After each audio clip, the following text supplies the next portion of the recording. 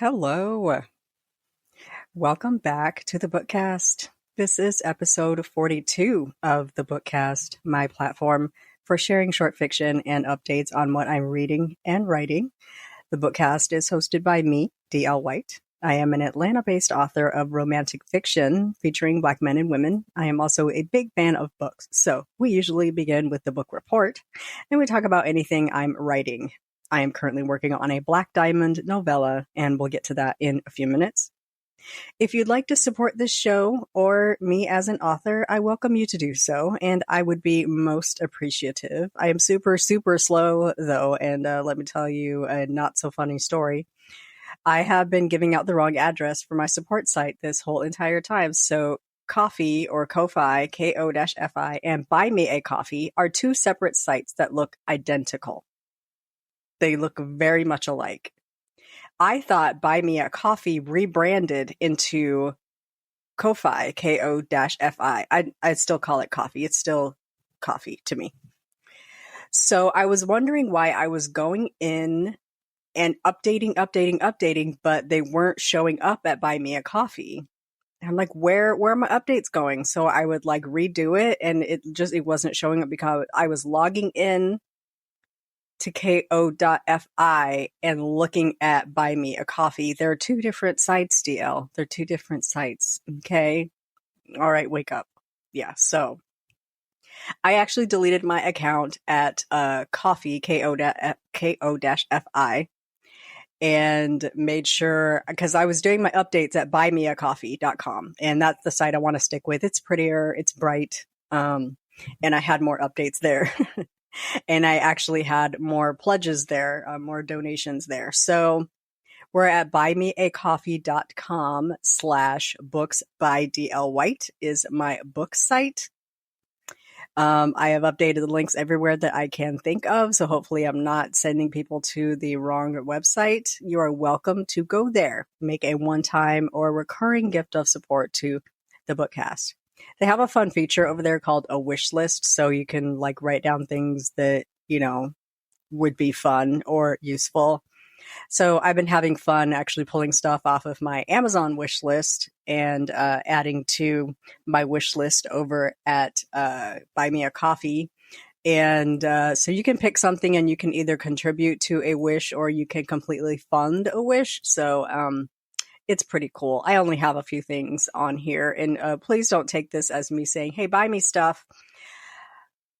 But if there's a gift-giving holiday coming up and you're just wondering, hey, what can I get DL for this gift-giving holiday, or like Arbor Day, or like, Labor Day to thank me for my labor. There's a couple of items here on this wish list. There is Yves Saint Laurent Black Opium perfume. Black Opium is my favorite perfume. It's really the only scent I wear, mostly because I pick up scents at like Nordstrom or whatever, and then I lose the little vial thing. I don't know what they're called, so I have not picked a new scent because I can't remember what anything is called. I would love to replace my MacBook Air. The one I'm using is fine, but the D key does not work. And I think I got this in 2016, and it was already a few years old. I would love to replace my MacBook at some point. I put a year of Canva Pro on here. It's $100 a year. I use Canva for everything. I use that thing on everything. Personal, work, books, promotions, everything.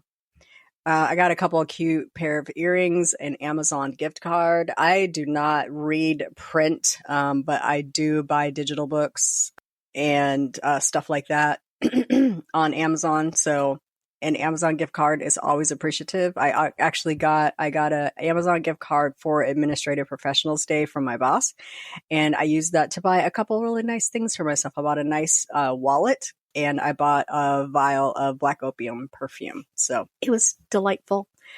I put a Fire HD 10 Plus tablet. It is bigger than the tablet that I have currently. My current tablet is moving real slow, and I'm on the verge of replacing it, but it still works. So, and then I have 2 campaigns here to record audiobooks, The Never List and A Thin Line. I would love to get into audio. It is just I have to pay out of pocket and I do not have pockets to pay out of. So I do have two campaigns that readers can contribute to or fund for audiobooks. So those are there.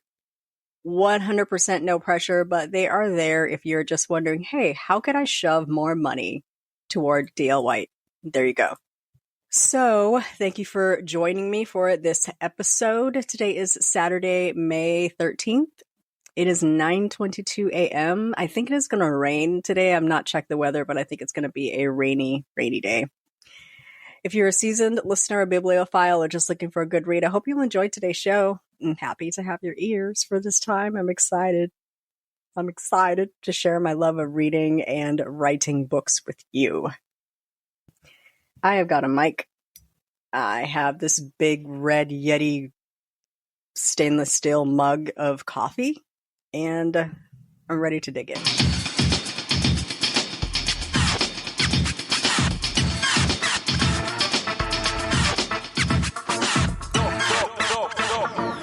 Coffee is a gift from the gods. It's so good and warm and delicious.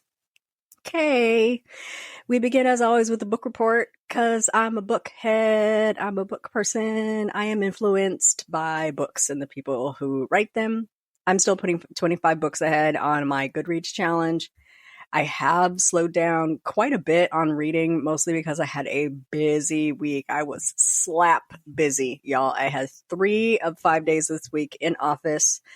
Listen, working in the office is actually really messing with my lifestyle, and I don't want to do it. I have to go back on Tuesday. We have a town hall, and I have a couple of meetings, so I'm going in on Tuesday, and then I'm not going back until June, I promise. I swear to God, I'm not going back until June, because it be messing with my lifestyle. It's really cramping my style over here. So this week I read 2 books.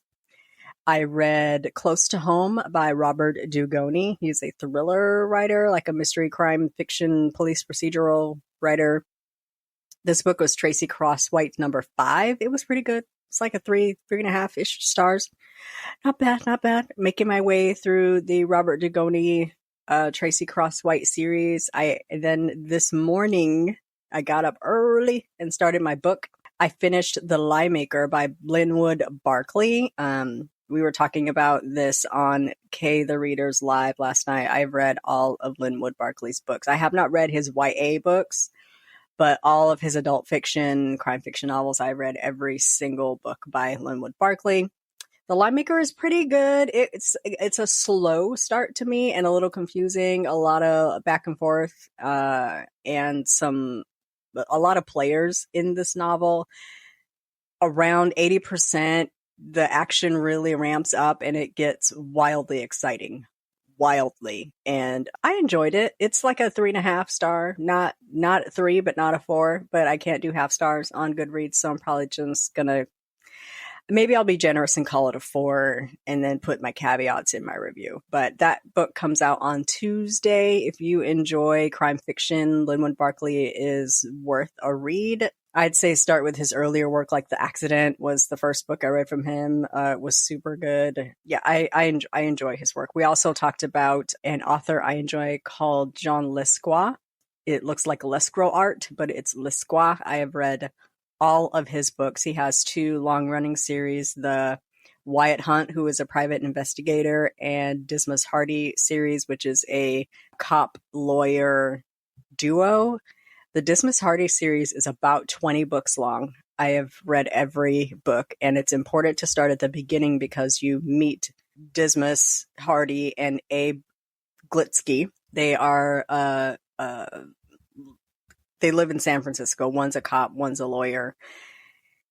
Like you meet Dismas's kids in the first book, and so if you start at the end, but Dismas's daughter is 20. You got to meet the Beck when she's like 3. So, you got to start at the beginning. Very important to start at the beginning and work your way up. And I love those kinds of series because those are like my comfort reads. I can just blow through a whole series, especially if they cover like a specific series of events in a character's life. I love that kind of stuff. That's a comfort read for me. So those are the 2 books that I got read this week. I am currently reading entirely too many books at once. Yesterday I was reading 4 books. I was reading 4 books at a time. I had to start The Lie Maker because it comes out on Tuesday, and I knew if I didn't start it yesterday, it was not going to get read. So I read that all day yesterday, and I finished this morning. The Thing About Home by Rhona and McKnight, I was waiting on the audio for that book. It came out last Tuesday. I had an arc for it, but due to my busy work schedule, I just couldn't get to it. So I waited for the audio. And I got the audio and started it. I think I'm at like maybe chapter 3 or 4. I want to fight her husband in the street, but I'm not too far along in that book quite yet. It's slow going. I'm gonna get to it when I get to it, but I am listening to that one. I am also halfway through Always and Forever by Beverly Jenkins. It is quite good. And then I started Tracy Crosswhite number 6, A Steep Price by Robert Dugoni. And that's another one that I pull it out. I usually will listen to this like at night. I typically read during the day because I need something to play while I keep my hands busy, but I have had so many podcasts to listen to that I haven't been getting to my audiobooks until late afternoon. So I will start that like right as I'm starting to shut down during the day. I turn on my audiobook and I clean up my desk and I go through my email and I change into my comfy clothes and I make some dinner. And that's when I'm kind of listening to my books for pleasure. So that is the book report, the reads and the writes for it this week. For my writing/author update of the week last week, I attended the Subscriptions for Authors Summit. It was pretty good. If you are on their YouTube channel, if you subscribe to their YouTube channel, all of the sessions are up, so you can listen to them at your leisure, which I do plan to listen to them. I was in and out. I had several online commitments last week, so I'm going to be kind of in and out listening to them again and maybe taking some notes. Really good testimonials for creating a subscription as an author, and what it basically is to not treat your readers as a paycheck. Don't look at your readers as a dollar. You create raving fans of your work and your work ethic and your books, your characters, your settings, your series, and you reward those people for being raving fans and staying loyal and asking about the books and telling other people about the books that they enjoy. And you offer ways for those people to support you, to continue to support you and your work. How do you do that? What is what are things that work really well? What are things that readers seem to really enjoy? What are things that readers don't respond to at all? That kind of approach, not looking at it as here's how you can make a lot of money as an author by creating a subscription program. So lots of things to think about, stuff to take notes on. There are some things that I, as an author, am not interested in doing. There's some things that I, as an author, don't have the bandwidth, and I'm not really creative enough to do certain things. But there's a couple things that I could probably implement to reward readers for being a part of this whole ecosystem that's called being an author and being an indie author. It's one thing to be a fan of a traditionally published author. It's a whole other ball of wax to support an indie author, because everything that comes out of Books by D.L. White has my dollars behind it. It was really good. If you're an author, I encourage you to find the Subscription for Authors Facebook group. Good resources in there. And there is the Subscription for Authors YouTube. I will say that it was a heavy push for Ream, which is a Patreon-like platform created by authors for authors. I don't think Ream is quite the speed for me yet. I need an ability to create a free tier, and I don't see that possibility on Ream. The lowest price you can make a tier is $3. I mean, I guess you could post and make it visible for everybody, but I BuyMeACoffee is working fine for me right now. It's working fine. I need the option for people to donate or support. And I feel weird and squicky at telling people, hey, you can get, the super secret password by giving me $5 a month. I'm not quite at the Patreon subscription level quite yet. Not quite yet. And that's a lot of that is just me being weird, but it's very important to me to not really, not get into a point where I'm starting to treat readers like a wallet. I don't know if that makes sense, but that's where my brain is right now. So on the writing front, I have been tuning back into author Leslie Penelope, who has a really great author podcast called My Imaginary Friends, and she has been plotting a new book. And I have listened to this episode probably 4 or 5 times because I am inspired by her process. And there are a lot of times where I look at how other authors do things and evaluate them as to whether or not they could work for me. A thing I really like that Leslie is doing is using artificial intelligence to support her efforts as an author in planning, not so much in writing, but in book planning. And so it looked fun. And so I decided to try it. In her latest episode, number 216, she talks about plotting her new novel, and she is using a number of resources like SudoWrite, like Chat GPT, etc. I listened to that episode quite a few times. Really inspiring, motivating. It gave me some good ideas, and it also reminded me that I'm a little bit stuck. I'm struggling with ELYSIUM right now, and a lot of that is because, as I said a few weeks ago, I have not thought about this book enough yet. Like, so much of the planning goes on in my head before I even start writing it. If I haven't thought about a book long enough, I don't have enough thoughts rolling around in my head yet. It hasn't planned itself in my head. It's not playing out like a movie in my head quite yet. And that it makes it hard for me to then put that on paper. I haven't imagined it yet. And so now it's not yet on paper. And one of the things that I used to do was do all the beat sheets and do all the book planning and like really cement these people in my head as real. And then the dialogue starts to come and the story starts to play out.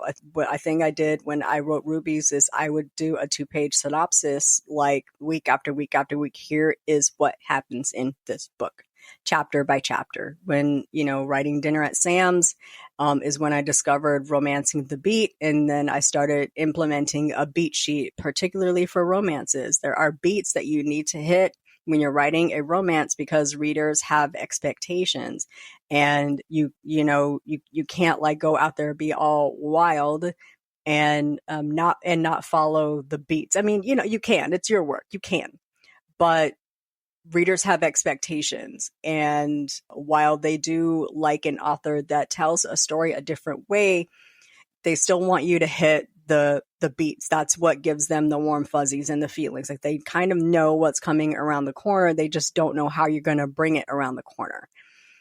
I heard someone say back when I first started writing that romance is so predictable. Like, you always know how it's going to end. And that is the comfort of romance. The promise that a romance writer makes to a reader is that the love story is going to be the central plot. That's going to be the center of everything. Even if you have an external motivator, an external conflict, the central story is going to be your hero or your character A, character B, your main characters, your lovers, in trying to be inclusive. And I'm stumbling all over my words. The love story is going to be your central plot. And the story has to have a satisfying ending. Everything else in there you can play with. You can do whatever you want. You can have a third act miscommunication breakup if you want to, because that's your business. As long as when that story ends, it is satisfying. It's happy for now or happily ever after. If you're writing a love story and that ending is not satisfying, it is not a romance. It is not a capital R romance. It is whatever that is with romantic elements. It is whatever that is with a love story in it, but it ain't no romance. And that is a hill I will die on. You can pick up my cold dead body from that hill. A capital R romance has a central love story and a satisfying ending. And I'm not going to say it again. You know what I'm saying? Actually, I'm probably going to say it like 6 or 7 more times in my career as a podcaster. But as a romance writer, those are the rules.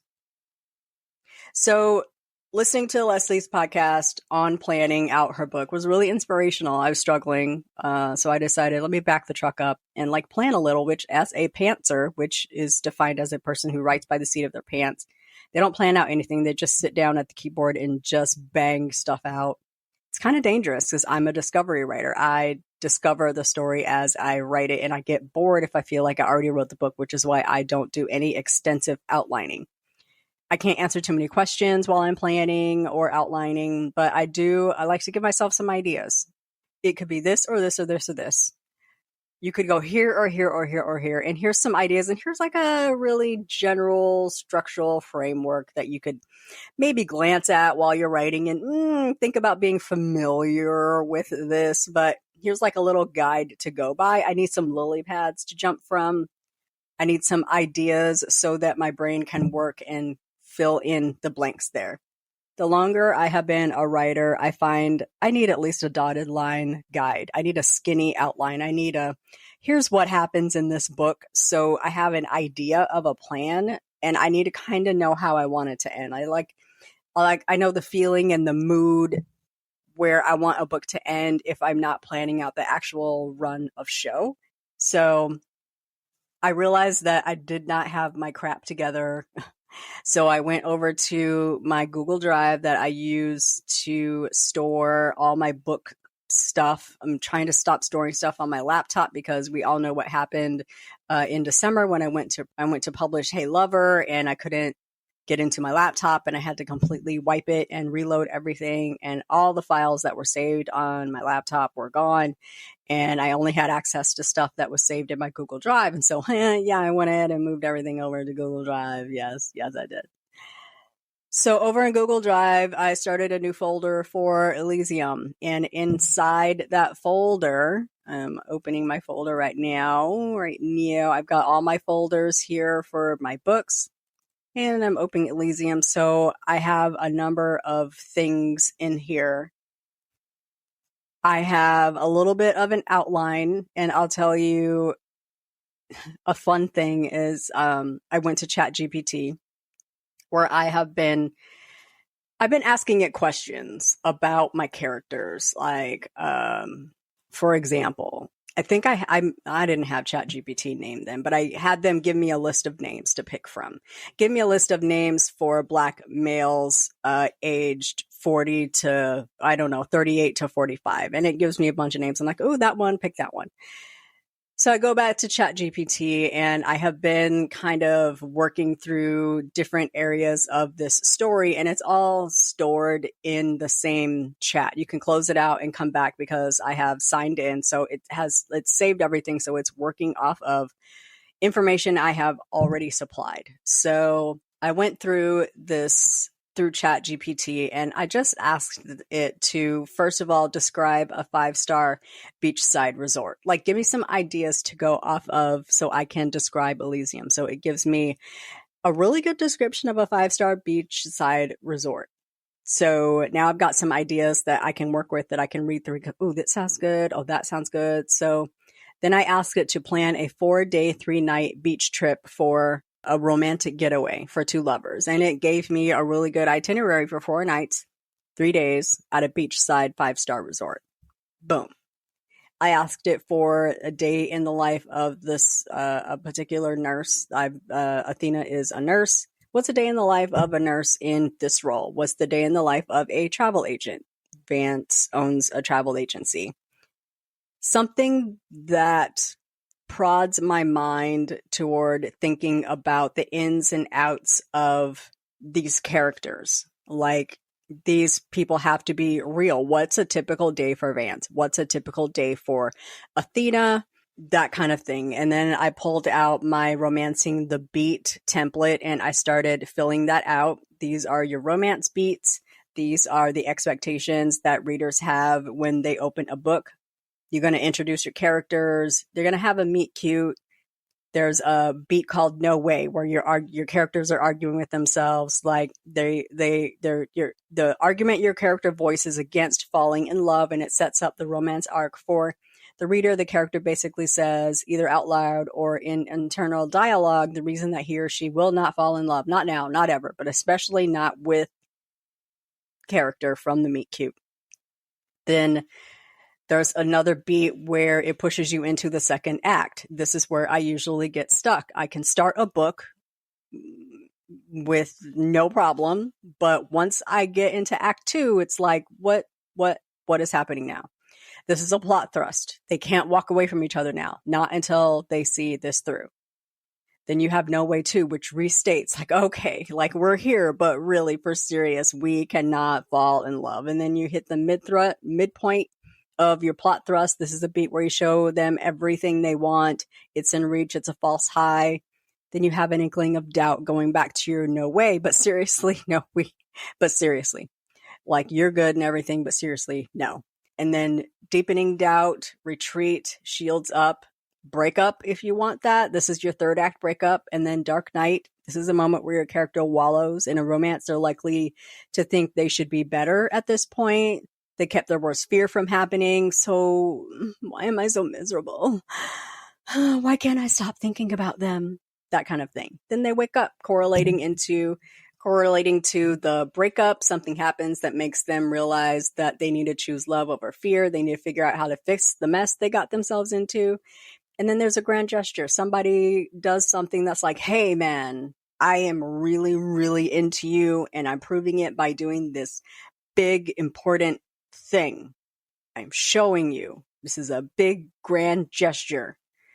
And the other character is like, wow, you really love me. And I am all in. And then you get to the point where it's like what wholehearted looks like.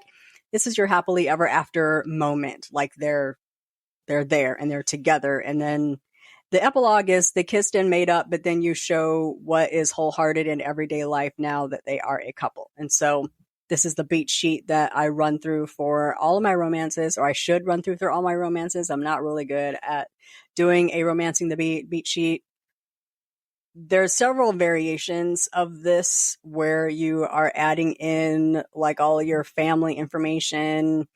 What is your character's zodiac sign? What is your character's Enneagram? What's your character's Myers-Briggs? I don't get that deep because I find that stuff boring as hell. It's boring. Now, it's things that I might discover as I'm writing. Like I'm typing, and Vance might be talking to his brother, and I'm thinking, is he older or younger? If he's the youngest, he's probably going to have these personality traits. And if he's older, he's going to have these personality traits. And if Vance is like a super spicy, fiery type of person, if Athena like holds a grudge or is sort of aloof, maybe that means she's an Aries. Maybe Vance is a Leo. Then I might pick up, a chart and say, okay, if Athena is this, what star sign would be the best match for her? I don't really get into star signs like that, but sometimes the characteristics give me really good suggestions for flaws in characters. Is he stubborn? Is he spoiled? Is she afraid? Does she look at life through rose-colored glasses? That type of thing. So I went back to ChatGPT, thinking about trying to get to know my characters as real people, and I asked it to go through the goal, motivation, conflict construct.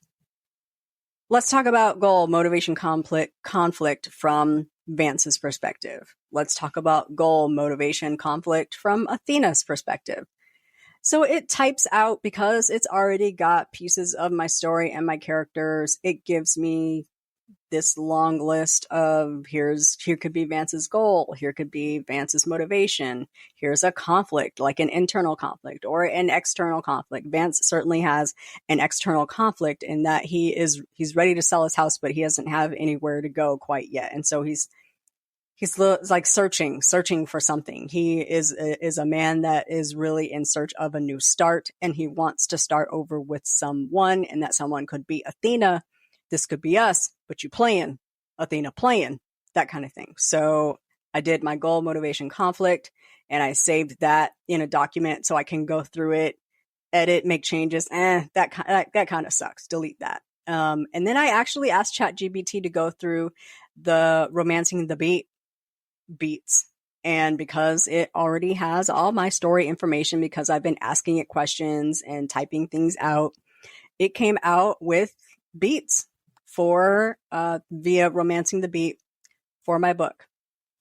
It's not something I'm going to stick with, but it's something that I could refer back to.